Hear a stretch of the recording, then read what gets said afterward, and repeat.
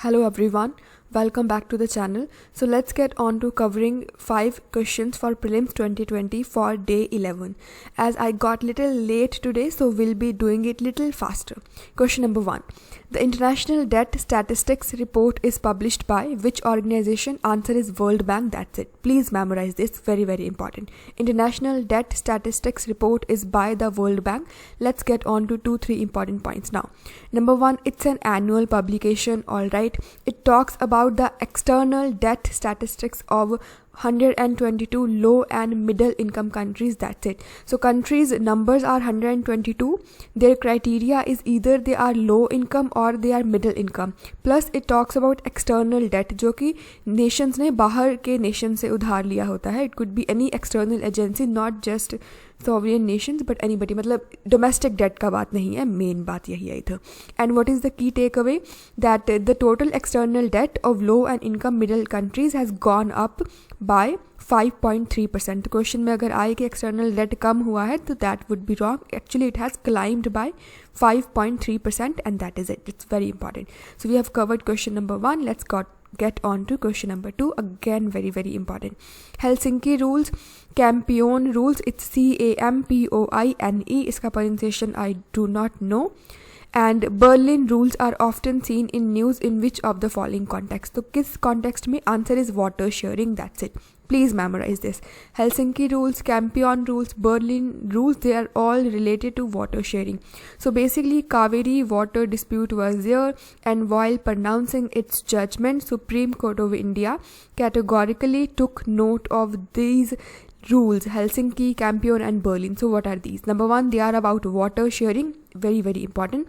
In individuality, these are like Herman Doctrine talks about one postulate that every state is sovereign in its water resource.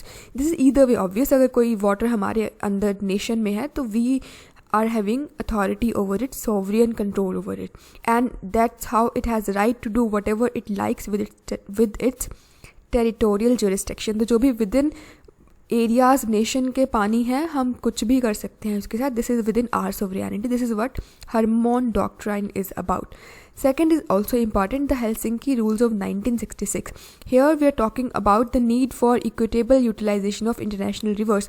Within territorial है तो आपकी मर्जी जैसा भी करिए, but अगर वो international river है आप और किसी और nation साथ में sharing पे basis पे हो, then you have to take note of what all are the needs of your co-basin state, because if you are using that very water recklessly, then co-basin state would be having some sort of injury in terms of not having enough share of water with it. So yes, equitable utilization of international river, Helsinki rules 1966. That's it. Herman Doctrine is about sovereignty over territorial water. मतलब territorial water तो अब अलग चीज़ हो जाएगा, but here water within our territory. That's it. And Helsinki rules of 1966 is about equitable utilisation of international river water just because we are to take care of the co basin state needs as well.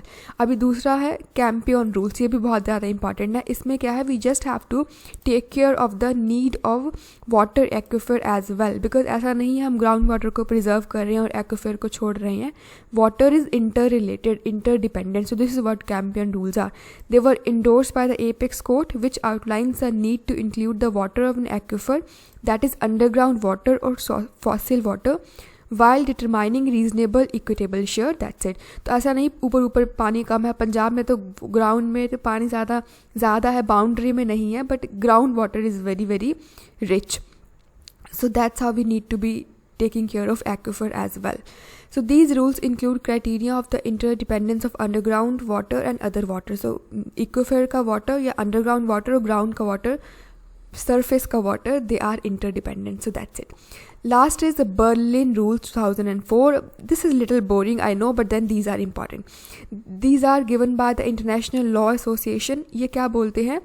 That basin state should manage the water of an international drainage basin, having due regard for the obligation not to cause significant harm to other basin states. So अभी China जो कुछ भी उल्टी सीधे हरकतें करता है, that as per Berlin rules cannot be done because a nation state has to take care of the needs of other basin state as well, especially whenever we're talking about the international drainage basin. For example, Indus is having international drainage basin, so is the case with the Brahmaputra. So that's it. तो अभी ये थोड़ा मुश्किल भी हो सकता है because I think we are reading it for the very first time, so try to memorize it now itself. Harman is about sovereignty over water lying within our territory. Helsinki is about equitable utilization of international river water. Campion rules is about need to have a control or need to include the water of an aquifer as well while determining the share. And the last one is the Berlin rules, wherein we are to talk about a responsibility of a basin state whenever we're talking about international drainage basin to take into the needs of other basin state as well. So let's move on to question number 3, which is about the Constitution Amendment Bill. So number 1, पहला तो हमें इन सब statements में देखना है सही क्या है. One is they cannot be introduced as a private members bill. Absolutely incorrect. Even private members too can introduce the Constitutional Amendment Bill. Point number 2, any amendment to the clause or schedule of such bill has also to be decided by a special majority. Absolutely wrong. अगर आपको clause पास करना है और schedule पास करना है separately in its entirety, then you definitely need a special majority. And for passing constitutional amendment bill in its entirety, we need a special majority. But whenever we are to bring in amendments within that very clause or within that very schedule, then that has to be passed by a simple majority. That's it. तो हमारा की take away क्या है कि पूरा clause और पूरा schedule और पूरा बिल के लिए तो हमें कॉन्स्टिट्यूशन में स्पेशल मेजॉरिटी चाहिए, बट अगर उस क्लॉज के अंदर शेड्यूल के अंदर कुछ भी अमेंडमेंट्स करनी है तभी सिंपल मेजॉरिटी ही चलेगी. Very important. In case of any disagreement between the two houses there cannot be a joint sitting of the House of Parliament on the bill. Absolutely correct. So in case of constitutional amendment bill, we are not having a provision of joint sitting. Each and every house, basically 2 houses are there, they have to pass the constitutional amendment bill separately, that too with special majority. That's it. So अभी option देखने का भी ज़रूरत नहीं है, पहला गलत हो गया. Second I do not know what was correct or wrong. So statement 2 was definitely wrong, अभी हमने देखा. And statement 3 is also wrong. So that's how we got our answer. Option number D, that only third statement is correct. So yes, that's it. I think we have explained it enough. So let's get on to the few important points that are yet to be explained. Number 1, yes, they can be introduced in either House of Parliament, that also by a private member bill, definitely. But in case of this very thing, whenever private member is introducing the bill, a bill has to be first introduced to a committee on private members bill and resolution. Very very important. ये चीज़ लक्ष्मीकांत में as far as I can recall is missing. तो कोई भी private member bill है उसको पहला committee on private members bills and resolution में हमें इंट्रोड्यूस करना है, then onwards it would be forwarded for further business. So very very important. And 26th constitutional amendment and 61st constitutional amendment were spearheaded, catalysed और channelised by the private members bill. अगर question आए कि कोई भी constitutional amendment bill private members ने catalyse या effectuate नहीं किया है, बेसिकली चैनलाइज नहीं किया है, so that would be wrong because clearly 26 and 61st were bye the private members. At least they were catalyzed by the private members bill. So this thing we have already studied. There, each clause or schedule is put to the vote of the House separately and carried by the special majority. But amendments to such clauses or schedules are decided by a simple majority, as in case of any other bill. So that's it. Let's move on to question number 4, which is again very simple. Consider the following statement with respect to ease of living index in India. The ease of living index पे है, it is prepared by Niti Aayog? No. It is prepared by Ministry of Housing and Urban Affairs. Please memorize this thing. It ranks states on the basis of livability parameters in both rural and urban areas? No. It is just about the urban areas. दो ही point important है. Ministry of Rural and Urban Affairs, point number 1. Index name, definitely index of living, ease of living index. And criteria क्या है, कौन सा parameters है, urban areas पे ही है. That's it, not about rural area. So maybe rural people's ease of living index does not matter.